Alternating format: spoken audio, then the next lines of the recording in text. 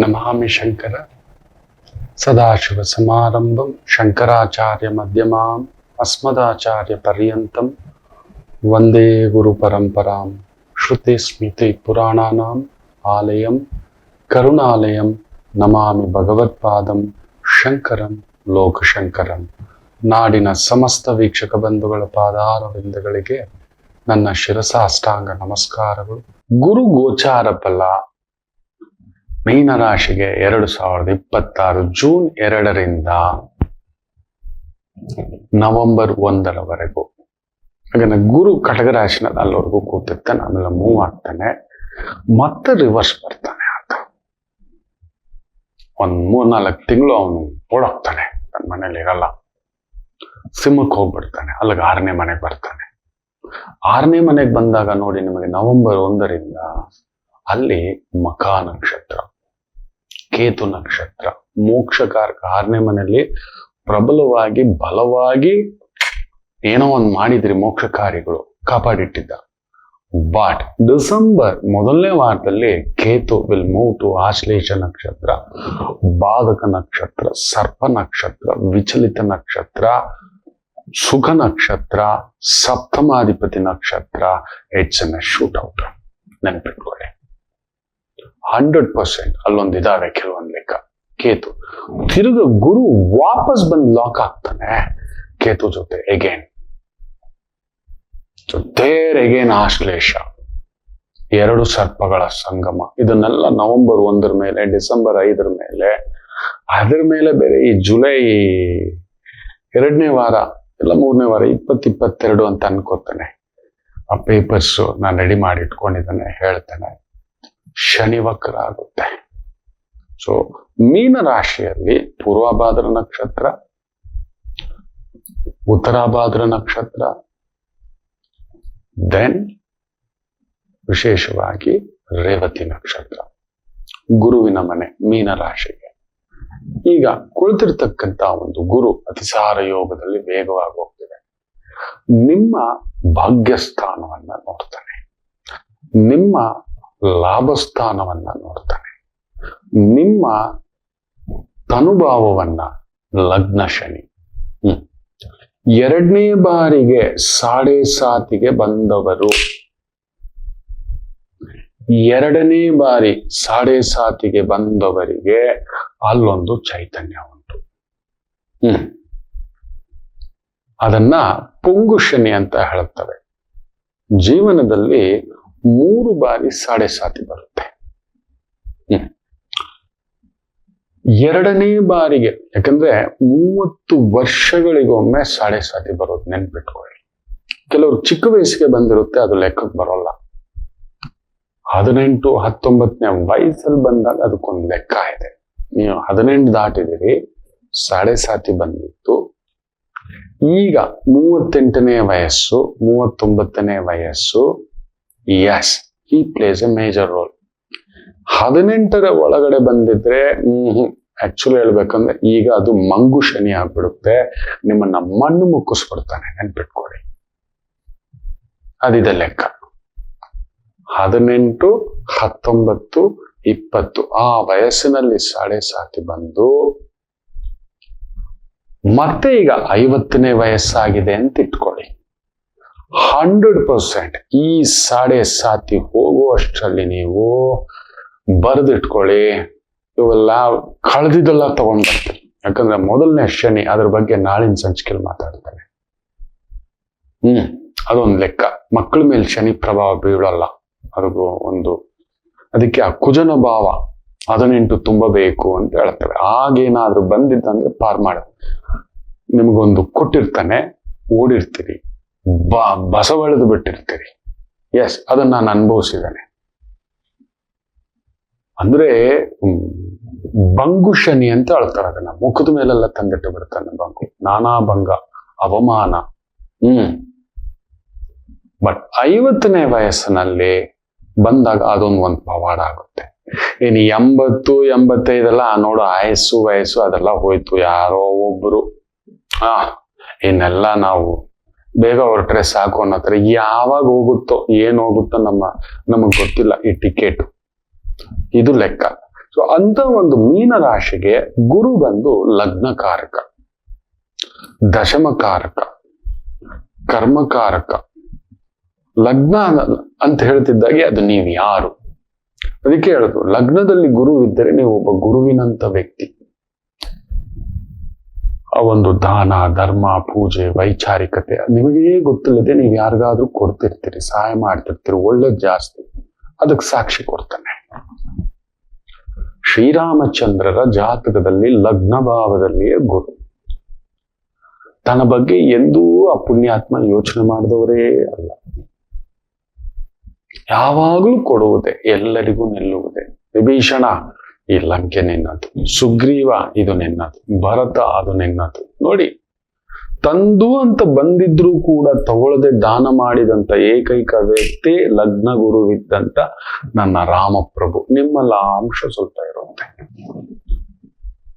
ಯಾರಾದ್ರೂ ತನಗಾಗಿ ಬಂದಂತದ್ದನ್ನ ಕಾಲಲ್ಲಿ ಒದ್ಕೊಂಡು ಹೋಗಿರೋನ್ನ ನೋಡಿದೀರಾ? ಭರತ ಓಡ್ ಬರ್ತಾನೆ, ದಶರಥರೇ ಹೇಳ್ತಾರೆ, ಯಾರು ಹೇಳಿದ್ರು ಇಲ್ಲ, ನನ್ ಮಾತು ಕೊಟ್ಟಾಯ್ತು, ನಂಗ್ ಬೇಡ.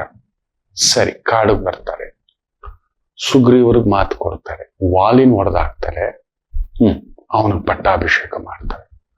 ಲಂಕೆಗೆ ಬರ್ತಾರೆ, ಅಲ್ಲಿ ರಾವಣಾಸುರನ ಅವನ ಪರಿವಾರವನ್ನೆಲ್ಲ ಹೊಡೆದಾಕ್ತಾರೆ, ವಿಭೀಷಣರಿಗೆ ಪಟ್ಟ ಕಟ್ತಾರೆ. ತಂದು ತನ್ನದೇ ಅದು ಯಾವತ್ತು ಬಯಸ್ಲಿಲ್ಲ. ಲಗ್ನ ಗುರು ಇರತಕ್ಕಂಥವರು ಅಂಥದೊಂದು ವೈಶಿಷ್ಟ್ಯ. ನೀವು ಅದಕ್ಕೆ ಹೇಳೋದು ಜ್ಞಾನಕಾರಕ ಎಲ್ಲಿದ್ದಾನೆ ಗುರು. ಅದಕ್ಕೆ ಗುರುಬಲ. ಗುರು ಅನ್ನೋದು ಹಂಚೋದು, ಕೊಡೋದು, ಒಳ್ಳೆತನ. ಅದಕ್ಕೆ ಕಾರಕ ಭಾವನಾಸ್ತಿ ನನ್ನ ಗುರು, ನನ್ನ ರಾಮಚಂದ್ರ ಪ್ರಭು. ಅದು ಆ ಒಳ್ಳೆತನ ಅಂತ ಹೇಳಿಯೇ ನೋವು ತಿಂದು ಬಿಟ್ಟಿತ್ತು ಆ ಮಗು. ದೇವರು ರಾಮರ ಸಾವು ಕಂಡವರಿಲ್ಲ, ಗೊತ್ತಿದೆಯಾ ನಿಮಗೆ? ಕೃಷ್ಣರ ಹುಟ್ಟು ಕಂಡವರಿಲ್ಲ. ಅದು ತುಂಬಾ ಹಿರಿಯರಿಗೆ ಗೊತ್ತು. ನಾವು ಯಾವಾಗ್ಲೂ ಒಂದೇ ಮಾತು ಹೇಳ್ತೇವೆ, ಇನ್ನೊಂದು ಮಾತು ಹೇಳಲ್ಲ. ಅದು ಕೇಳಿದ್ರೆ ಕಂಪಿಸ್ಬಿಡ್ತೀವಿ. ಪುರುಷರೆಲ್ಲ ಗಾಬರಿ ಆಗ್ಬಿಡ್ತಾರೆ. ರಾಮರನ್ನು ಮದುವೆಯಾದರೂ ಸೀತಮ್ಮನ ವನವಾಸ ತಪ್ಪಲಿಲ್ಲ. ಅದ್ರ ಮುಂದ್ಗಡೆ ಇನ್ನೊಂದಿದೆ. ಇದು ಸ್ತ್ರೀಯರಿಗಾಯ್ತು. ಪುರುಷರಿಗೆ ಇನ್ನೊಂದು ಮಾತಿದೆ ಮಕ್ಕಳೇ. ನನ್ನ ಪ್ರಭು ಪಟ್ಟ ಪಾಡು, ನೋವು, ದುಃಖ. ಲಗ್ನ ಗುರು ಇರೋರ್ಗೆ ಅಂಥದ್ದೊಂದು ನೋವು. ಲಗ್ನದಲ್ಲಿ ಗುರು ಇದ್ರೆ ಅವ್ರು ಒಳ್ಳೆತನನೇ. ಅದಕ್ಕೆ ಅಂತ ಲಗ್ನದಲ್ಲಿ ಗುರು ಇರೋರ್ನ ಪೀಠಾಧಿಪತಿಗಳು ಮಾಡ್ತೇವೆ. ವಿದ್ಯಾರಣ್ಯರ ತೀರ್ಥರ ಜಾತಕದಲ್ಲಿ ತುಂಬಾ ದೊಡ್ಡ ದೊಡ್ಡ ಗುರುಗಳ ಜಾತಕದಲ್ಲಿ ಗುರು ಇರುತ್ತೆ. ಆ ಜ್ಞಾನ ಸಿಂಧು, ವಿಜ್ಞಾನ ಸಿಂಧು, ಸುಜ್ಞಾನ ಸಿಂಧು, ಧರ್ಮ ಸಿಂಧು ಅಂತ ಹೇಳ್ತೇವೆ. ಅವ್ರಿಗೆ ಅದು ಬಿಟ್ಟು ಬೇರೆ ಬರೋಲ್ಲ. ಅದಕ್ಕೆ ಅವರನ್ನ ದೋಚಿಸ್ಕೊಳ್ಳೋದು, ಮೋಸ ಮಾಡೋದು, ಬಾಚ್ಕೊಳ್ಳೋದು, ಇನ್ನೊಂದು ಆಗತಕ್ಕಂಥದ್ದಾಗುತ್ತೆ. ತುಂಬಾ ದೊಡ್ಡ ದೊಡ್ಡ ಗುರುಗಳ ಜಾತಕದಲ್ಲಿ ನೋಡಿದ್ದಾನೆ. ಲಗ್ನದಲ್ಲಿ ಗುರು ಇರುತ್ತೆ, ಇಲ್ಲ 7ನೇ ಮನೇಲಿ ಗುರು ಇರುತ್ತೆ, ಅಲ್ಲಿಂದ ಲಗ್ನವನ್ನು ನೋಡ್ತಿರುತ್ತೆ. ದಟ್ ಇಸ್ ವಾಟ್ ಅವ್ರಿಗೆ ಗೊತ್ತಿಲ್ಲದೆ. ಇಲ್ಲ ಬುದ್ಧಿರ್ಭಾವದಲ್ಲಿ ಗುರು ಇರುತ್ತೆ, ಬುದ್ಧಿಸ್ಥಾನ, ಮಾತಿನ ಸ್ಥಾನ. ಆ ಒಂದು ಗುರು ಇವಾಗ ನೋಡಿ, ನನಗೆ ಮಾತಿನ ಸ್ಥಾನದಲ್ಲಿ ಗುರು, ಆಧ್ಯಾತ್ಮಿಕ ಸ್ಥಾನ, ಧನ ಸ್ಥಾನ, ಧನ ಸಂಪಾದನೆ, ಗುರುಗೆ ಸಂಬಂಧಪಟ್ಟಂತ ವೃತ್ತಿ, ಬ್ಯಾಂಕು, ಹಣಕಾಸು, ಗೈಡೆನ್ಸು. ಕೇತು ಸೇರಿದಾನೆ, ಸ್ಪಿರಿಚುಯಾಲಿಟಿ, ಗೈಡೆನ್ಸು. ಆಟೋಮ್ಯಾಟಿಕಲಿ ಕರ್ಕೊಂಡು ಬರ್ತಾನೆ. ನಾನಿದ್ದದ್ದು ಆ ಕೇತು ಎಲ್ಲ ಒಂದು ಅರ್ಧ ಬೆಂದದಂತಹ ಒಂದು ಎಳೆದಾಟ. ಕೇತು ಇರೋ ಮನೆ ಯಾವುದು? ಕುಜನ್ ಭಾವ. ಸೊ ಅಲ್ಲೊಂದು ಗುರು ಇರೋ ಭಾವ ಏನು? ಅಡ್ಮಿನಿಸ್ಟ್ರೇಷನ್ ಭಾವದ ಕುಜನ ಮನೆಯೇ.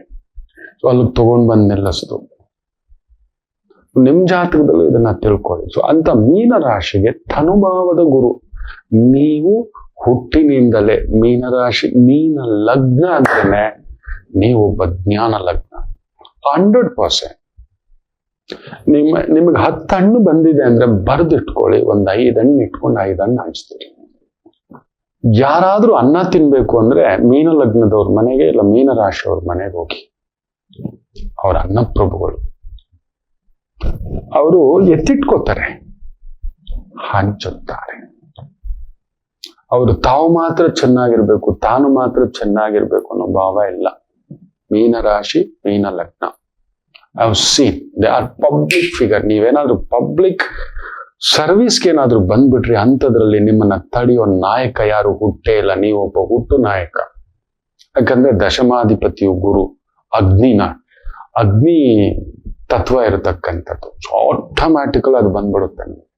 2ನೇ ಮನೆಯೂ ಕೂಡ ಅಗ್ನಿ ತತ್ವ, ಕುಜನ ತತ್ವ.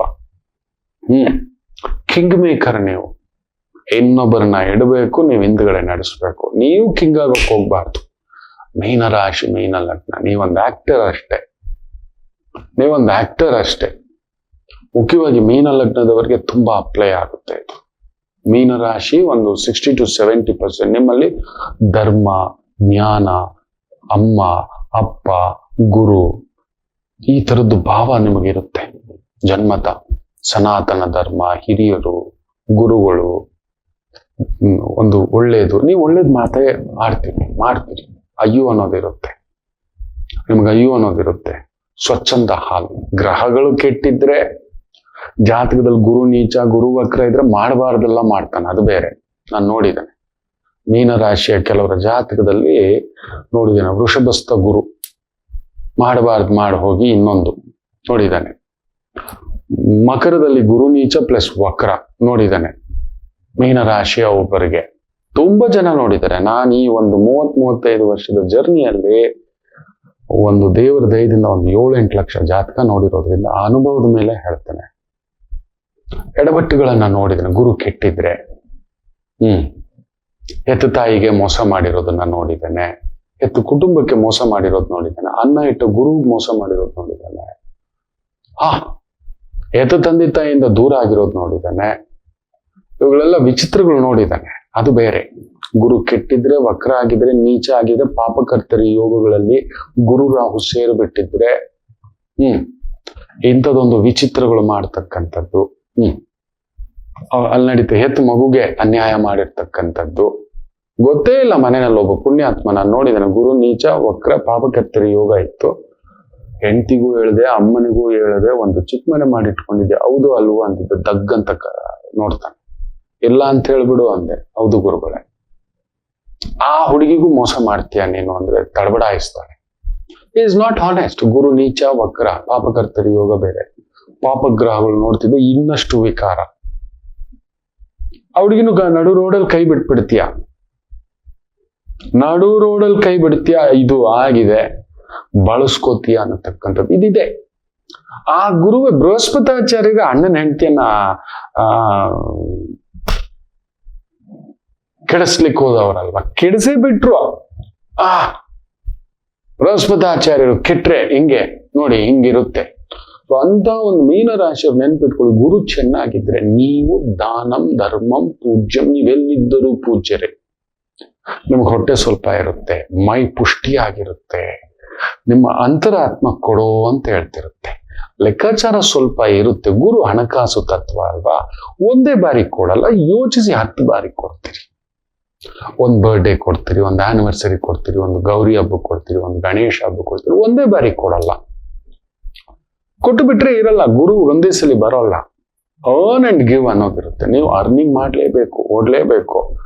ನಿಮಗೆ ಪಾರಂಪರಿಕ ಸ್ವತ್ತುಗಳೇನು ಬರೋದಿಲ್ಲ, ವೆರಿ ರೇಟ್. ನಾನು ನೋಡಿದ ಹಾಗೆ ಮೀನರಾಶಿ, ಮೀನರಾಶಿಯವ್ರಿಗೂ ಮೀನ ಲಗ್ನಕ್ಕೂ ಹೌದು ಅಲ್ಲೋ ಹೇಳಿ, ನಿಮ್ಗೆ ಪರಂಪರೆ ಸ್ವತ್ತು ಬಂದಿದೆ, ಅಪ್ಪ ಅಮ್ಮನ ಸ್ವತ್ತು ಬಂದಿದೆ, ಅಜ್ಜಿ ತಾತ ಸ್ವತ್ತು ಬಂದಿದೆ, ಎಲ್ಲ ಅಜ್ಜಿಜೋ ನಿಮ್ಮನ್ನ ಮಂಗು ಶನಿ. ನಾನು ಹೇಳಿದ್ನಲ್ಲ, ಅದು ಬೇರೆ. ಅದು ಪೊಂಗು ಶನಿ ಬಂದಾಗ್ಲೂ ಕಂಟ್ರೋಲ್ ಇರೋಲ್ಲ ಕೆಲವ್ರನ್ನ ನಾನು ನೋಡಿದ್ದೇನೆ. ಅಕಸ್ಮಾತ್ ಗುರು ವಕ್ರ, ಗುರು ನೀಚ ಅಂದ್ರೆ ತಗೊಂಡೋಗಿ ಪರಪುರುಷ ಪರಸ್ತ್ರೀ ಮಾಡಬಾರದು ಮಾಡಿಟ್ಕೊಳ್ತಕ್ಕಂಥದ್ದನ್ನ ನಾನು ನೋಡಿದ್ದೇನೆ. That is been happen. ಅಂತ ಮೀನರಾಶಿಗೆ ನಿಮಗೆ ಕರ್ಮಾಧಿಪತಿ, ಲಗ್ನಾಧಿಪತಿ ಹ್ಯಾಸ್ ಕಮ್ ಟು ಪಂಚಮ ಸ್ಥಾನ. ಬ್ಯೂಟಿಫುಲ್, ಚೆನ್ನಾಗಿದೆ. ವೃತ್ತಿಪರವಾಗಿ ಭಾಗ್ಯಸ್ಥಾನವನ್ನ ನೋಡುತ್ತೆ. ಪ್ರಮೋಷನ್, ಅದೃಷ್ಟ, ಲಕ್ಷ್ಮೀ ಸ್ಥಾನ, ಗೌರವ ಸ್ಥಾನ, ಪೂರ್ವ ಪುಣ್ಯ ಅನ್ನೋದು ಒಂದಾದರೆ ಈ ಒಂದು ಧರ್ಮರಾಯ ಪಟ್ಟ ಭಾಗ್ಯ. ಅದಕ್ಕೆ ನಿಮ್ಗೆ ಅಂಥದ್ದೊಂದಿರುತ್ತೆ. ಆ ಛಾತಿ, ಎದೆ ಅಗಲ, ಹಣೆ ಅಗಲ, ಕೂದಲು ಬೇಗ ಒಂಚೂರು ಬೊಕ್ಕತಲೆ ಆಗತಕ್ಕಂಥದ್ದಾಗುತ್ತೆ. ಚೆನ್ನಾಗಿ ತಿನ್ನೋ ಅಂಥವ್ರು, ಊಟ ಪ್ರಿಯರು, ನಿದ್ರಾ ಪ್ರಿಯರು, ಮಾತಿನ ಪ್ರಿಯರು, ತುಂಟರು, ರಸಿಕರು, ಹಾಸ್ಯಗಾರರು ಇವೆಲ್ಲ ಇರ್ತಕ್ಕಂಥ ನಿಮಗೆ ಆ ಭಾಗ್ಯಸ್ಥಾನವನ್ನ ಪಂಚಮದಿಂದ ಗುರು ನೋಡೋದು one of the fantastic. So your luck shines. ದಶಾಭುಕ್ತಿಗಳು ಚೆನ್ನಾಗಿದ್ರೆ ಮಾತ್ರ ಈ ಒಂದು ಪೀರಿಯಡ್ ಇದೆಯಲ್ಲ, ಒಂದು 148 ದಿನ, ಅದೊಂದು ಅದ್ಭುತ. ನೀವು ನೆನೆಸಿರಲ್ಲಾರಿರಿ, ಅಂಥದ್ದೊಂದು ವಿಸ್ಮಯಗಳು ನಡೀತಕ್ಕಂಥದ್ದಾಗುತ್ತೆ. ಹೆಸರು, ಕೀರ್ತಿ, ಪ್ರತಿಷ್ಠೆ, ಗೌರವ ಇದೆಲ್ಲವೂ ಬರುತ್ತೆ. ಆದರೂ ಅಲ್ಲೊಂದು ತೊಳಲಾಟ ಇದೆ. ಲಾಭಸ್ಥಾನ, ನೀಚ ಸ್ಥಾನ. ಬಂದಿರೋ ಹೆಸರು ಕೆಟ್ಟದಕ್ಕೆ ಬಳಸ್ಕೊಳ್ಳೋದು, ಇಲ್ಲ ಚೆನ್ನಾಗಿ ಬಳಸ್ಕೊಂಡಿರೋದು ದುರುಪಯೋಗ ಮಾಡ್ಕೊಂಡಿರೋದು, ಆ ನೀಚತ್ವ ನೋಡೋದ್ರಿಂದ ಆಶ್ಲೇಷ ನಕ್ಷತ್ರ ಮೂವ್ಮೆಂಟ್ ನಡೆದಾಗ ರಿವರ್ಸ್ ಆಗ್ಬಿಡುತ್ತೆ. ಹುಷಾರು. ಪುಷ್ಯ ನಕ್ಷತ್ರಕ್ಕೆ ಬಂದಾಗ ಕಳ್ಕೊಬಿಡ್ತೀರಿ ಖರ್ಚುಗಳು, ವಿಪರೀತ ಖರ್ಚುಗಳಿಗೂ ಕೂಡ. ಶನಿ ಸಾರ ಅಲ್ವಾ, ಲಾಭ ಪ್ಲಸ್ ವ್ಯಯ. ಶನಿಯೇ ನಿಮ್ಮ ಮನೆಯಲ್ಲಿ ಕುಳಿತಿದ್ದಾನೆ ಬೇರೆ. ಅಲ್ಲೊಂದು ತಳಮಳಗಳಿದೆ, ವ್ಯವಹಾರ ಚಿಕ್ಕಗಳಿದೆ, ಯಾಕಂದ್ರೆ ಶನಿ ಬುಧನ್ ಸಾರದಲ್ಲಿದ್ದಾನೆ. ಸೊ ಅದನ್ನ ಗುರು ನೋಡಿ ಸ್ವಲ್ಪ ಕಡಿಮೆ ಮಾಡ್ತಾನೆ. 100% ಪಾರ್ಟ್ನರ್ಶಿಪ್ ಅಲ್ಲಿ ನೋವು, ಫ್ರೆಂಡ್ಶಿಪ್ ಅಲ್ಲಿ ನೋವು, ಸಂಗಾತಿ ವಿಚಾರದಲ್ಲಿ ನೋವು. ಇಲ್ಲ ಗೊತ್ತಿಲ್ಲದೆ ಅಪರಿಚಿತ ವ್ಯಕ್ತಿಗಳ ಜೊತೆ ಒಂದು ವ್ಯವಹಾರ, ವ್ಯಾಪಾರ, ಉದ್ಯೋಗ ಅಂತ ಹೇಳ್ಬಿಟ್ಟು ಏನೋ ಒಂದು ಎಡವಟ್ಟು ಮಾಡ್ಕೊಳ್ತಕ್ಕಂಥ ಒಂದು ಭಾವಗಳುಂಟು. Very careful. ಯಾಕಂದ್ರೆ ನಿಮಗೆ ಪಂಚಮದಲ್ಲಿ ಗುರು ಉಚ್ಚಂಗತನಾದರೂ ಕಾರಕ ಭಾವನಾಸ್ತಿ ಗುರು, ನೆನಪಿಟ್ಟುಕೊಳ್ಳಿ. ಅದರಲ್ಲಿ ಬೇರೆ ಅಸ್ತಂಗತ ಶುಕ್ರ ಬೇರೆ ಮೂವ್ಮೆಂಟ್ ಆಗ್ತಾನೆ. Very careful. ಕಲಾವಿದರಾಗಿದ್ದೀರಿ, ಬಿಸ್ನೆಸ್ ಮ್ಯಾನ್ಗಳಾಗಿದ್ದೀರಿ, ಟ್ರೇಡಿಂಗ್ ಎಕ್ಸ್ಪರ್ಟ್ಸ್ ಆಗಿದ್ದೀರಿ, gold, silver, bitcoins, stock market, AI, IT sector, ಇಂಥವುಗಳಲ್ಲಿ ಇನ್ವೆಸ್ಟ್ಮೆಂಟು, ಬಿಸ್ನೆಸ್ ಈ ತರದ್ದು ಹೋಗ್ತಿರ್ತಕ್ಕಂಥವ್ರು ತುಂಬಾ ಹುಷಾರಾಗಿರ್ತಕ್ಕಂಥದ್ದಿರಿ. ಈ ಒಂದು ಎಂಟರ್ಟೈನ್ಮೆಂಟ್ ಇಂಡಸ್ಟ್ರಿ, ಈ ಒಂದು malls, theatres, clubs, restaurants, hotels, ಎಚ್ಚರಿಕೆಯಿಂದ ಹೆಜ್ಜೆ ಇಡಿ. ಯಾಕಂದ್ರೆ ಹೋಗೋ ನಕ್ಷತ್ರಗಳು ಬಂದು ಸ್ವಲ್ಪ ಭಾರ ನಕ್ಷತ್ರಗಳು, ದುಡುಕಿನ ನಕ್ಷತ್ರಗಳು. ಆಶ್ಲೇಷ ಅಂತೂ ನಿಮಗೆ ಕೇಂದ್ರಾಧಿಪತಿ ದೋಷದ ನಕ್ಷತ್ರ. ಅಲ್ಲಿ ನೋಡಿ, ಆ ಮೂವ್ಮೆಂಟ್ ಆಗುವಾಗ ಮೀನರಾಶಿಗೆ ಬುಧ ಬಂದು ಆರುದ್ರಾ ನಕ್ಷತ್ರದಲ್ಲಿದ್ದಾನೆ, ಶನಿ ಬಂದು ವಿಶೇಷವಾಗಿ ರೇವತಿ ನಕ್ಷತ್ರದಲ್ಲಿದ್ದಾನೆ. There that significance. ಅದೃಷ್ಟಕ್ಕೆ ಸೂರ್ಯ ವಿಶೇಷವಾಗಿ ರೋಹಿಣಿ ನಕ್ಷತ್ರದಲ್ಲಿದ್ದಾನೆ. 6ನೇ ಮನೆ, 3ನೇ ಮನೇಲಿ ಬಂದಾಗ ವಿಪರೀತ ಬಲ, ಅಧಿಕಾರ, ಗೌರವ, ದುಡ್ಡು, ಕಾಸು ಬರುತ್ತೆ. ವೈದಿಕತೆಯಲ್ಲಿದ್ದೀರಿ, ಜ್ಯೋತಿಷ್ಯ, ಪೌರೋಹಿತ್ಯ, ಆಗಮ, ಗುರು ಶುಕ್ರ ಸಮ್ಮಿಳಿತ ಆಗುತ್ತಲ್ವಾ. ಸೊ ಅದ್ರಲ್ಲಿ ತುಂಬಾ ಚೆನ್ನಾಗಿರುತ್ತೆ. ವೈದಿಕರಾಗಿರೋರಿಗೆ ದಾನ, ಧರ್ಮ, ಪೂಜೆ ಕೊಡೋದು, ಗೋಶಾಲೆ, ಅನಾಥಾಶ್ರಮ, ಧಾರ್ಮಿಕ ಕಾರ್ಯಗಳು ಎಷ್ಟು ಮಾಡ್ತಿರೋ ನಿಮ್ಮನ್ನು ಪ್ರೊಟೆಕ್ಟ್ ಮಾಡ್ಬಿಡುತ್ತೆ. ಇಲ್ಲ ಅನಗತ್ಯ ಖರ್ಚುಗಳನ್ನ ತಂದಿಡುತ್ತೆ. ಮಕ್ಕಳ ವಿಚಾರ, ಮನೆ ವಿಚಾರ. ಮುಖ್ಯವಾಗಿ ಈ ಒಂದು ಜುಲೈ 2nd ವೀಕ್ ಮೇಲೆ ಶನಿ ವಕ್ರ ಆಗ್ತಾನೆ. That is good. But August 18ರ ಮೇಲೆ ನಿಮಗೆ ಗುರು ಬಂದು ಆಶ್ಲೇಷ ನಕ್ಷತ್ರದ ಮೇಲೆ ಹೋಗ್ತಾನೆ. 100% ಅದು ನಿಮ್ಮ ಸಂಗಾತಿ ವಿಚಾರದಲ್ಲಿ ಅಲ್ಲೊಂದು ಎಡವಟ್ಟು ತಂದಿಡುತ್ತೆ. ಜಾಗ್ರತೆ. ನಿಮ್ಮ ಬಲ ಬೇರೆಯವ್ರನ್ನ ಬೆಳೆಸೋದಾಗುತ್ತೆ, ನಿಮ್ಮ ಬಲ ಬೇರೆಯವರಿಗೆ ಬೆನಿಫಿಟ್ ಆಗ್ತಕ್ಕಂಥದ್ದಾಗುತ್ತೆ. ವೃತ್ತಿಯಲ್ಲಿ ವಿಶೇಷವಾಗಿ 6ನೇ ಮನೆಯ ಅಧಿಪತಿಯಾಗಿ ಗುರು ಶನಿಸಾರದಲ್ಲಿ ಅಲ್ಲಿಂದ 8, 6ರ ಬದಲಾವಣೆ ತೋರಿಸುತ್ತೆ. ಕುಂಭಕ್ಕೆ 8, ಕುಂಭದಿಂದ ಗುರು 6. ನಿಮಗೆ ಸಪ್ತಮದಿಂದ ಲಾಭ, ಬಟ್ ಅಲ್ಲಿಂದ 6ನೇ ಮನೆ. ಈ ತರ ತುಂಬಾ ನಾವು ಕ್ಯಾಲ್ಕುಲೇಷನ್ಸ್ ಮಾಡ್ತೇವೆ.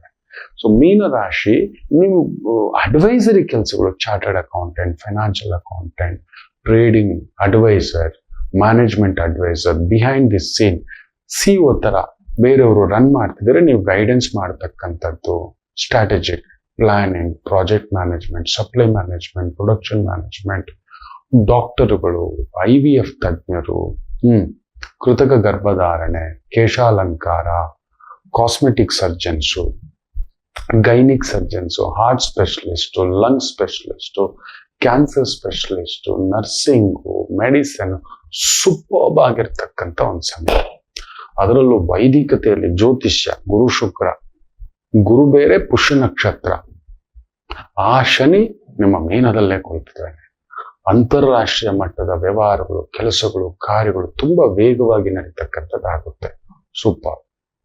ಅನಗತ್ಯ ಖರ್ಚುಗಳು ಮಾಡ್ಕೋತೀರಿ, ಚೇತರಿಸ್ಕೋತೀರಿ, ಯಾರು ಒಳ್ಳೆಯವರು, ಹುಷಾರಾಗ್ತೀರಿ, ಯಾವುದು ಸರಿ ಯಾವುದು ತಪ್ಪು, ನಿಮ್ಮಲ್ಲೊಂದು ಚೈತನ್ಯ ತುಂಬಿಸುತ್ತೆ. ಪೂರ್ವ ಪುಣ್ಯ ಸ್ಥಾನಕ್ಕೆ ಗುರು ಬಂದಿರೋದು ನಿಜ. ಇರೋ ಮನೆ ಕೆಡಿಸ್ತಾನೆ, ಅಂದ್ರೆ ಹಿಂದಿನ ಜನ್ಮದ ಪುಣ್ಯ ಕೆಡಿಸ್ತಾನೆ, ಈ ಜನ್ಮದ ಪುಣ್ಯ ಹೆಚ್ಚಿಸ್ತಾನೆ. ಅದರಿಂದ ಈ ಜನ್ಮದ ಪುಣ್ಯ ಜಾಸ್ತಿ ಮಾಡ್ಬೇಕು, ಕೊಡೋದು ತುಂಬಿಸಿಟ್ಕೊಳ್ಳಿ. ಈ ಒಂದು ದಾನ ಧರ್ಮ ಆ ಪಾತ್ರೆ ಜಾಸ್ತಿ ಆಗ್ಬೇಕು. ಯಾಕಂದ್ರೆ ಹಿಂದಿನ ಜನ್ಮದ ಕಡಿಮೆ ಆಗುತ್ತೆ. ಹಿಂದಿನ ಜನ್ಮದಿಂದ ಏನೋ ಒಂದು ಪಡೆದಿದ್ರಿ, ಹಿಂದಿನ ಜನ್ಮದ್ದೇ ಈ ಹೆಸರು, ಈ ಕೀರ್ತಿ, ಈ ಸೌಭಾಗ್ಯ ಈ ಜನ್ಮದ್ದಲ್ಲ. ಈಗ ಮೀನ ಲಗ್ನ ಮೀನ ರಾಶಿಯವರು ಈ ಜನ್ಮದ ಒಂದು ವರ್ತಮಾನ ಕಾಲದ ಕರ್ಮವನ್ನ ಕಂಟ್ರೋಲ್ ಮಾಡ್ಕೋಬೇಕಾಗುತ್ತೆ, ಹೆಚ್ಚಿಸ್ಕೋಬೇಕಾಗುತ್ತೆ ಪುಣ್ಯವನ್ನ. So it is a beautiful time to do charitable work. ಎಷ್ಟು ಹೆಚ್ಚೆಚ್ಚು ಮಾಡ್ತಿರೋ ಅಷ್ಟು ನಿಮ್ಮನ್ನು ಕಾಪಾಡ್ಕೊಳ್ಳುತ್ತೆ. ಯಾಕಂದ್ರೆ ಭಾಗ್ಯವನ್ನು ನೋಡ್ತಿದೆ. ನಿಮಗೆ ಕೊಟ್ಟಿರೋ ಅಧಿಕಾರ, ಹೆಸರು, ಕೀರ್ತಿ ಇನ್ನೊಬ್ಬರಿಗೆ ಅನ್ನ ಕೊಡ್ಲಿಕ್ಕೆ, ಹಂಚ್ಲಿಕ್ಕೆ ಸಿಕ್ಕಾಬಟ್ಟೆ ಬರುತ್ತೆ. ಎಲ್ಲ ಬಾಧಕಾಧಿಪತಿ ನಕ್ಷತ್ರಗಳ ಮೇಲೆ ಮೂವ್ಮೆಂಟ್ ಆಗುತ್ತೆ. ಕೇತು ಬೇರೆ ಮೂವ್ಮೆಂಟ್ ಆಗ್ತಾನೆ. ಗುರು 6ನೇ ಮನೆಗೆ ನವೆಂಬರ್ 1ರಿಂದ ಮೂವ್ಮೆಂಟ್, ನೆನಪಲ್ಲಿ ಇಟ್ಕೊಳ್ಳಿ. ಅದೃಷ್ಟಕ್ಕೆ ರಾಹು ಡಿಸೆಂಬರ್, ಅವನೊಂದು ಪ್ರಬಲವಾಗಿ ಧನಿಷ್ಠ ನಕ್ಷತ್ರ ಸಾರಕ್ಕೆ ಬರ್ತಾನೆ.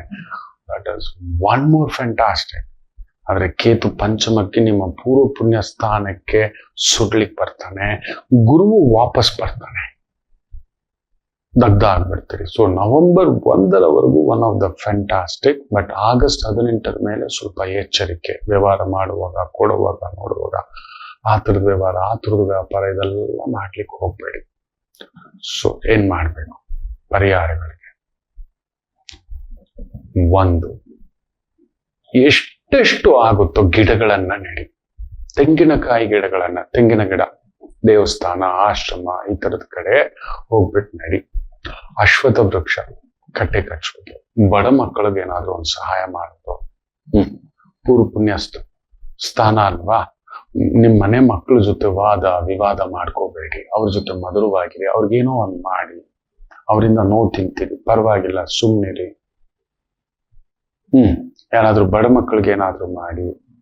ವೇದ ಪಾಠಶಾಲಾ ಅಂತ ಕಡೆ ಹೋಗಿ ಅಲ್ಲಿರೋ ಗುರುಗಳಿಗೆ ಏನಾದ್ರೂ ಹಣ್ಣು ಕಾಯಿ, ವೇದ ಕಲಿತಿರ್ತಕ್ಕಂಥವ್ರಿಗೆ, ಧರ್ಮ ನಿಮ್ಮದೇ ಆದಂತ ಧರ್ಮ. ನೀವು ಕ್ರಿಶ್ಚಿಯನ್ ಇರ್ಬೋದು, ಅಲ್ಲಿ ಬೈಬಲ್ ಕಲಿಸ್ತಿರ್ತಾರೆ. ನೀವು ಮುಸ್ಲಿಂ ಇರ್ಬೋದು, ಅಲ್ಲೊಂದು ಕುರಾನ್ ಕಲಿಸ್ತಿರ್ತಾರೆ. ನನ್ನ ಧರ್ಮ ಸನಾತನ, ನಮ್ದು ಒಂದು ಭಗವದ್ಗೀತೆ, ಋಗ್ವೇದ, ಯಜುರ್ವೇದ, ಸಾಮವೇದ, ಅಥರ್ವಣ ವೇದ ಈ ತರದ್ ಕಲಿಸ್ತಿರ್ತಾರೆ. ಅಲ್ಲಿ ಹೋಗಿ ಉಪನಿಷತ್ ಕಲಿಸ್ತಿರ್ತಾರೆ, ತತ್ವ ಮೀಮಾಂಸ ಇಂಥದ್ ಕಲಿಸ್ತಿರ್ತಾರೆ. ಅಂತ ಕಡೆ ಹೋಗಿ ಅವ್ರಿಗೊಂದು ಪುಸ್ತಕ, ಬಟ್ಟೆ, ಇನ್ನೊಂದು ಪಾದ ಸೇವೆ, ಪಾದ ಪೂಜೆ, ಗುರುಪೀಠ, ಗುರುಸೇವಾ, ಸಿದ್ಧಾರೂಢರು, ಶ್ರೀಧರಾಚಾರ್ಯರ ಪೀಠ, ಮಂತ್ರಾಲಯ ಪೀಠ, ದತ್ತರ ಪೀಠ, ದಕ್ಷಿಣಾಮೂರ್ತಿ ಪೀಠ ಇಂಥದಕ್ಕೆ ಹೋಗ್ತಕ್ಕಂಥದ್ದು. ಶ್ರೀರಾಮ ದರ್ಶನ, ಹನುಮ ದರ್ಶನ ಅಂಥದಕ್ಕೆ ಹೋಗ್ತಕ್ಕಂಥದ್ದು ಮಾಡಿ. ಸೂಪರ್. ಎಲ್ಲೆಲ್ಲಿ ಹನುಮ ಇದೆಯೋ ಅಲ್ಲಿಗೆ ಹೋಗಿ ಸೇವೆ ಮಾಡಿ. ಹನುಮರಿಗೊಂದು ಅಲಂಕಾರ, ಹನುಮರ ಹೆಸರಿನಲ್ಲಿ ಪ್ರಾರ್ಥನಾ, ಹನುಮರ ಹೆಸರಿನಲ್ಲಿ ಪ್ರಸಾದ, ದಾನ ಇಂಥದನ್ನ ಮಾಡ್ತಕ್ಕಂಥದ್ದು ಮಾಡಿ. ನಿಮ್ಮದಲ್ಲದ ವಿಚಾರಗಳಿಗೆ ಹೋಗ್ಬೇಡಿ, ನಿಮಗೆ ಗೊತ್ತಿಲ್ಲದ ವಿಚಾರಗಳಿಗೆ ಹೋಗ್ಬೇಡಿ. ಸಂಗಾತಿಯ ಆರೋಗ್ಯ ಸ್ವಲ್ಪ ನೋಡ್ಕೊಳ್ಳಿ. ಯಾಕಂದ್ರೆ ಕೇಂದ್ರಾಧಿಪತಿಯ ಭಾವದಲ್ಲಿ ಗುರು ಮೂವ್ಮೆಂಟ್ ನಡೀತಾನೆ. That is also is there. So ಅವ್ರ ಕಡೆ ಒಂದ್ ಸಣ್ಣ ಗಮನ ಕೊಡಿ. ಅವ್ರ ಜೊತೆ ಒಂದು ಮುನಿಸು. ಆ ಗುರು ಬೇರೆ ಶುಕ್ರನ್ ಜೊತೆ, ಅಸ್ತಂಗತ ಶುಕ್ರನ್ ಜೊತೆ ಸೇರೋದ್ರಿಂದ ಇರೋದನ್ನ ಬಿಟ್ಟು ಇನ್ನೊಂದನ್ನೇನೋ ಮಾಡೋಕ್ ಹೋದ್ರು, ಚೆನ್ನಾಗಿರೋ ಕುದುರೆ ಬಿಟ್ಟು ಯಾವ್ದೋ ಕತ್ತೆ ಹಿಂದ್ಗಡೆ ಹೋದ್ರು, ಈ ತರದ್ದೆಲ್ಲ ಕೆಲವೊಂದು ನಡೆಯುತ್ತೆ. ಗೊತ್ತಿಲ್ಲದೆಯೋ ಕೆಲವು ಪರಿಚಯಗಳು ನಡು ಮನೇಲಿ ತಂದಿಟ್ಕೊಬಿಡ್ತೀರಿ. ಜಾಗ್ರತೆ. ಒಂದು ಪುಟ್ಟದಾಗಿ ಒಂದು ಆಯ್ತು ಅಂತ ಹೇಳದ ಅಂದ್ರೆ ಒಂದು ಸಣ್ಣ ಬಂಗಾರದ ಉಂಗುರ, 1 ಗ್ರಾಮದ್ದಾದರೂ ಒಂದು ಉಂಗುರ ಸಣ್ಣದಾಗಿ ಹಾಕೊಳ್ತಕ್ಕಂಥದ್ದು. ಈ ಉಂಗುರದ ಬೆರಳಿಗೆ ಹಾಕೊಳ್ಳಿ. ಸೂಪರ್. ಆಯ್ತು ಅಂತ ಹೇಳಿದ್ರೆ ಒಂದು ತುಳಸಿ ಮಾಲೆ. ಗೊತ್ತಿಲ್ಲ ಅಂದ್ರೆ ನಮ್ಮ ಸಂಸ್ಥೆ ಕರೆ ಮಾಡಿ ನಿಮ್ಗೊಂದು ಗೈಡೆನ್ಸ್ ಮಾಡಿ. ಯಾವಾಗ್ಲೂ ಕುತ್ತಿಗೆಯಲ್ಲಿ ಇರ್ತಕ್ಕಂಥದ್ದು. ಇಲ್ಲ 3 ಮುಖ ರುದ್ರಾಕ್ಷಿ ಸದಾ ನಿಮ್ಮ ಜೊತೆಲಿ ಇಟ್ಕೊಳ್ತಕ್ಕಂಥದ್ದು. ವಿದ್ಯಾರ್ಥಿಗಳಿಗೆ ಪಂಚಮುಖಿ ರುದ್ರಾಕ್ಷಿ ಅದನ್ನೊಂದು ಇಟ್ಕೊಂಡಿರ್ತಕ್ಕಂಥದ್ದು, ಹಾಕೊಂಡಿರ್ತಕ್ಕಂಥದ್ದು. ಅದನ್ನ ಮಾಡಿ. ಬುದ್ಧಿ ಕೆಡಿಸ್ತಾನೆ, ಪೂರ್ವ ಪುಣ್ಯ ಕೆಡಿಸ್ತಾನೆ. ಗುರುಗಳನ್ನ ಹಿಡ್ಕೋಬೇಕು, ಗುರುಕ್ಷೇತ್ರಗಳಿಗೆ ಹೋಗ್ಬೇಕು. ಇಷ್ಟು ಮಾಡತಕ್ಕಂಥದ್ದು ಮಾಡಿ. ಆಯ್ತು ಅಂದ್ರೆ ಒಂದು ರುದ್ರ ದಿಗ್ಬಂಧ, ಶಿವ ದಿಗ್ಬಂಧ ಅಂತ ಹೇಳ್ತವೆ. ದಕ್ಷಿಣಾಮೂರ್ತಿ ದಿಗ್ಬಂಧ ಅಂತ ಕೂಡ ಹೇಳ್ತವೆ. ತಗೊಬಂದು ಅದನ್ನ ಒಂದು ತಟ್ಟೆಯಲ್ಲಿ 3 ಕಳಶ ಸಮೇತ ಅದನ್ನಿಟ್ಟು ನಿತ್ಯ ಗುರುಚರಿತ್ರೆ ಇಲ್ಲ ಗುರುಪಾರಾಯಣ, ಭಾಗವತ ಪಾರಾಯಣ ಇಲ್ಲ ಸುಂದರಕಾಂಡ ಪಾರಾಯಣ ಈ ತರದ್ ಮಾಡಿ ಪ್ರತಿ ಏಕಾದಶಿ ಒಂದು 5 ಜನ ವೈದಿಕರಿಗೆ, ಆಚಾರ್ಯರಿಗೆ, ಪುರೋಹಿತರಿಗೆ ಫಲತಾಂಬೂಲ ಕೊಟ್ಟು ಶಿರಸ್ಸು ನೆಲಕ್ಕೆ ಬಾಗುವ ಹಾಗೆ ಟಚ್ ಮಾಡೋ ಹಾಗೆ ಒಂದು ನಮಸ್ಕಾರ ಅದನ್ನ ಮಾಡ್ಕೊಳ್ಳಿ.